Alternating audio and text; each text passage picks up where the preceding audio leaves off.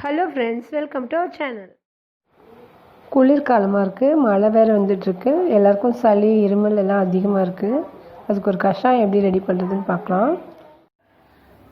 துளசி ஒரு கைப்பிடி, மிளகு அரை ஸ்பூன், கற்பூரவள்ளி ஒரு 10 இலை, தூதுவளை ஒரு கொஞ்சம், மஞ்சத்தூள் அரை ஸ்பூன், இதெல்லாம் எடுத்துக்கலாம்.